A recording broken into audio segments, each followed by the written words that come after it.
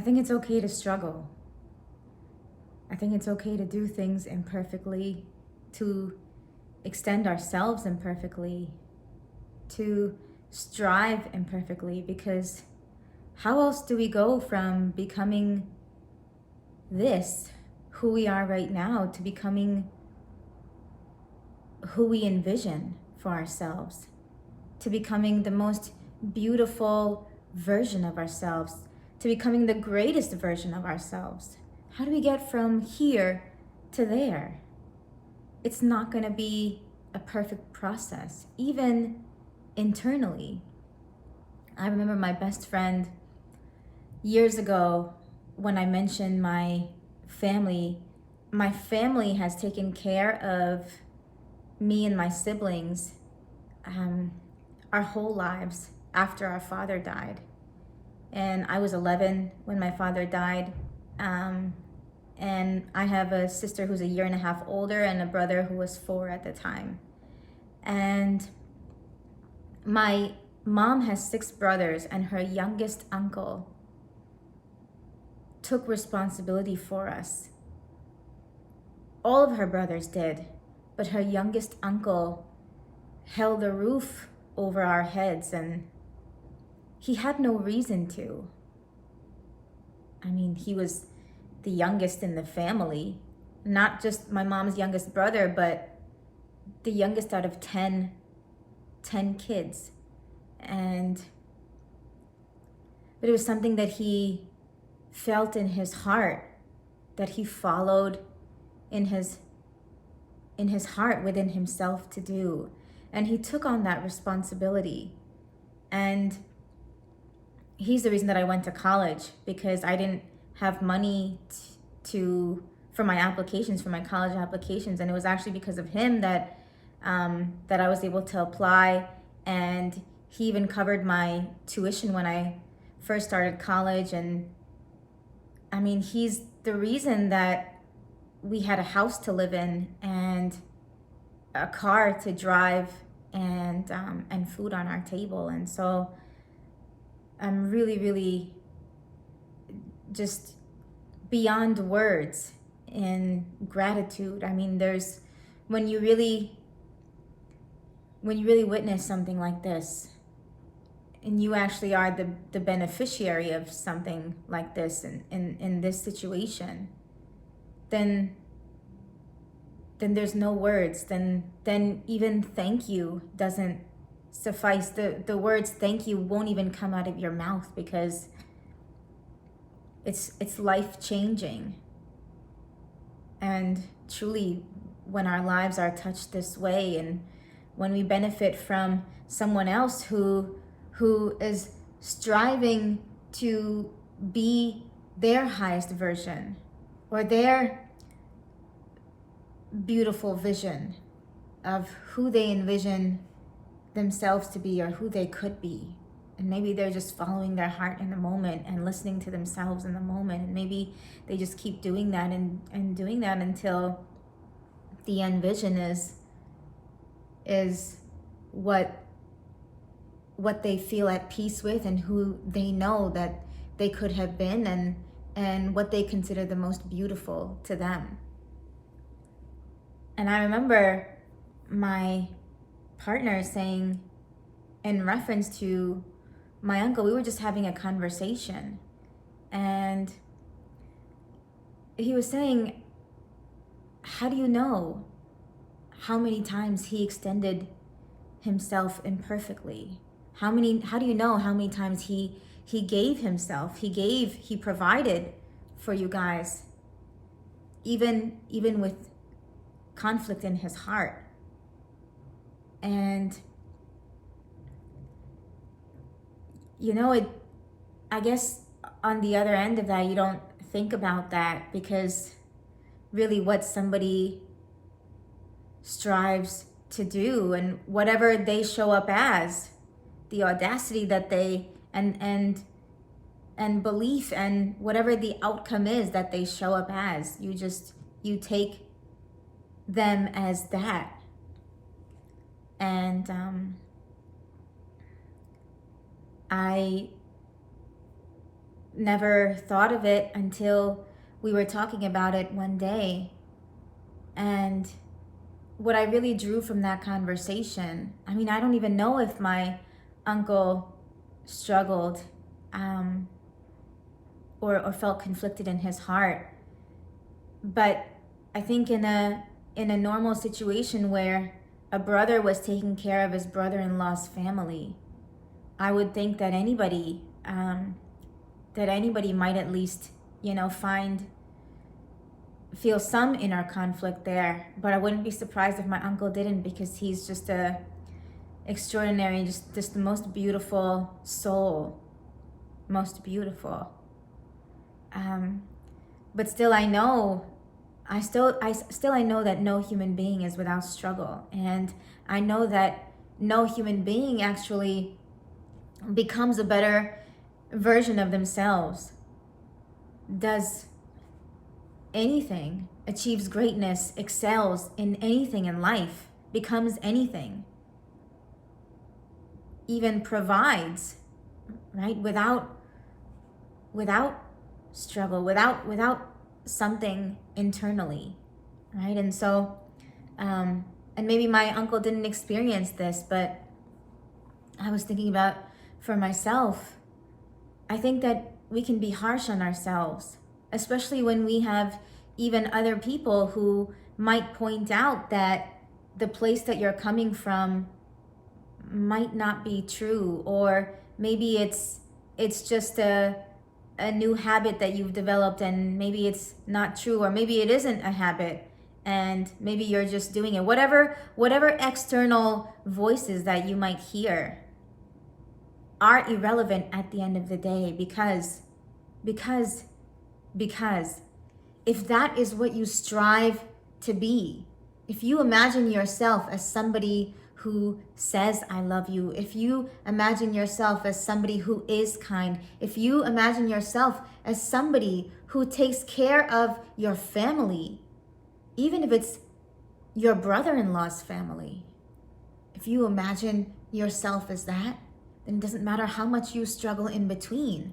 You can spend your whole life struggling, and as human beings, that's what we do. We that's part of the human experience. We struggle. But the way to get anywhere and become anything in life is to truly struggle. It's to do it imperfectly. I don't know anybody who gets anywhere perfectly, who becomes anything perfectly. So even though my uncle is God to me, I know that he's still a human being. I know that as a human being, we struggle and we feel conflicted, but still I commend him. I bow to him. I praise him, because ultimately what matters is our decision. Ultimately what matters is what we say. Ultimately what matters is what we do. Ultimately what matters is our responsibility that we feel, that we then carry out. That we decide something is our responsibility and then we live that. And that can be done imperfectly, and that's okay. I don't know anybody who does it perfectly. So whoever you strive to be, don't be so harsh with yourself. Don't be so critical with yourself if you feel like you're not true, or if you feel like there's some other place or motivation for your behavior or what you're saying or doing. Always remember, right? And sometimes in the moment you may just experience a feeling, right, without even knowing that it's connected to your greatest version of what you know you can be, your most beautiful version of what you imagine for a human being, right? Because that's what we all live out in our life. My definition of beauty. I am my definition of beauty. The way that I carry myself, the way that I say I love you, the way that I'm kind. That's the way that I apologize. These are things that fall into my definition of what I think is the most beautiful human being. Somebody else my partner has a different definition of of a beautiful human being, right? So he carries that out in his life. My mother-in-law has a different definition of beauty, and she carries that and upholds that responsibility in her life. My father-in-law, same thing, different versions, but everybody lives that out in their own life. And I don't imagine that anybody gets there. Anybody becomes their ideal definition, most beautiful version that they can imagine for themselves without struggle and without even knowing sometimes or very often in life how what we're feeling in this moment, the struggle that we're experiencing in this moment, without even knowing that that is even connected to the end version or the better version of ourselves that we want to be, without even knowing that it's directly connected. Sometimes all we have is just a feeling. Sometimes all we have is a restlessness within us. Sometimes all we have is an inner conflict. And maybe that inner conflict lets us know that we're on the right track. And I know for myself that in teaching, I have become such a better teacher, and that inner conflict in me has subsided over time. It's gotten quieter and quieter, and there's a lot of ways that I don't even feel conflicted anymore. I remember it was difficult for me to apologize to my first student in my online teaching career years ago. And I still remember that student, and I actually talk about it in my last video, so go check that out. But I remember that, well, I guess I could tell you a little bit now.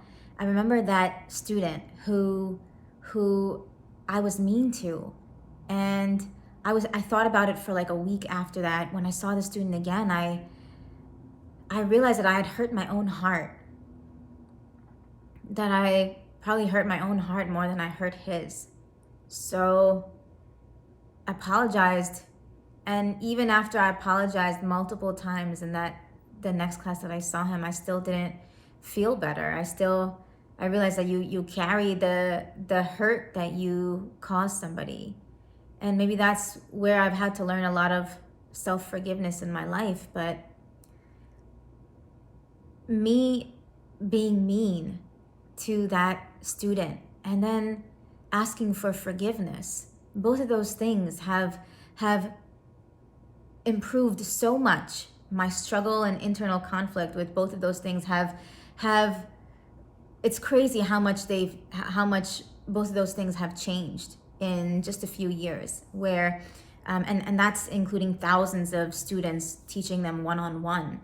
And I've realized that the way in which I've become this person, this teacher that I am today, is just putting myself in every scenario that was presented to me, just being in every class that a parent booked me for, standing in front of that child and just showing up and experiencing whatever inner conflict I had, whatever impatience, whatever rage, whatever anger, whatever frustration, whatever, everything and anything, guilt, every emotion that has come up within me, everything, just showing up.